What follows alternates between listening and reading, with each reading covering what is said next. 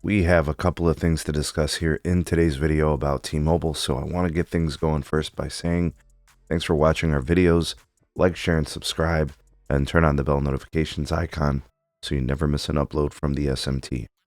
All right, folks, there's a term internally that T-Mobile uses known as Project Odyssey, and Project Odyssey is the U.S. Cellular acquisition. And for those of you that have followed the content here on the channel, and we've discussed this over the course of the last, I don't know, it's been at least maybe 9 months, 10 months, almost a year, right? And I think the whole deal between U.S. Cellular and T-Mobile is likely going to be approved. I don't think they're going to have too much trouble.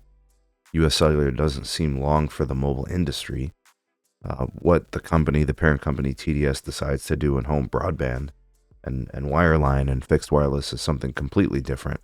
But they clearly want to chop up their company assets for mobility services and sell them in a large chunk to T-Mobile. And then they also have deals with Verizon, AT&T, and then I think there's also a speculator who wants to buy spectrum from them, the airwaves for building networks, wireless networks. So anyways, Project Odyssey valuation and synergies updates documents have been seen, at least internally, this document that exists at T-Mobile. And then that was, I think, dated back in January of 2024. And then T-Mobile went ahead and announced at the end of May that they wanted to acquire the assets from T-Mobile. And those assets make a lot of sense, right? It's pretty much all the spectrum assets that U.S. Cellular have that would be literally available to just, put on air for T-Mobile immediately. Just with a software update, reprogram their radio gear, their network core to whatever the settings are, configurations for the spectrum. You got 600, 700, band 2, band 66, right? So you got low band, you got mid band, 2.5, the N41, and then I think there's some millimeter wave in there. Like all this stuff that U.S. Cellular had. It's going to be an instant, boost to the network for T-Mobile. And then there's access to tower sites and those things. It's a wonderful transaction for T-Mobile. Now, is it a wonderful transaction for consumers? I mean, most of you are going to probably agree. Probably not. It would be ideal for U.S. Cellular to be a viable company and to do it themselves, right?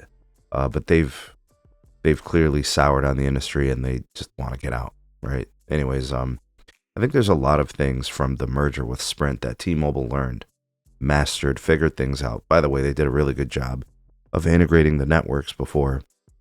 Shout out to the engineers who did that and executed it. But, this is going to go swimmingly for them, and it's going to be a fantastic boost to their network, and it's going to allow them to scale better than ever and really compete with T-Mobile as a company now formidable with Verizon and AT&T in those places where U.S. Cellular, operates. Now we have this next piece, which is Project Odyssey. T-Mobile brings in a new chief operating officer in Srini Gopalan. And that's, I believe, from the Deutsche Telekom side of the house.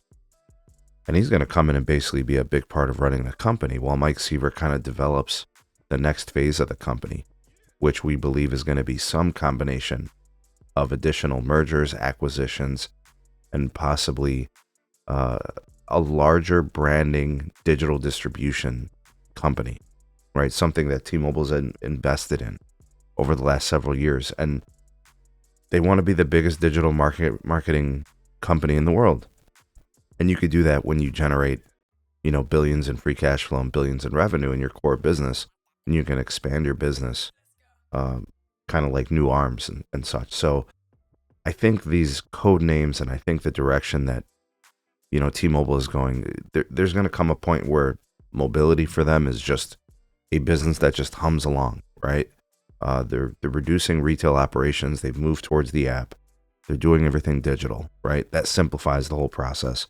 They've shrunk their company relative to the number of employees. They'll start growing it in other facets. And, they're really just about acquiring assets. And a merger or acquisition of a cable operator is always going to loom over the industry. And nobody's really told T-Mobile no. They've been able to pull off pretty much everything. So put these things on the radar, these names, right? I guess we'll call it Horizon 3 is kind of the next thing to watch.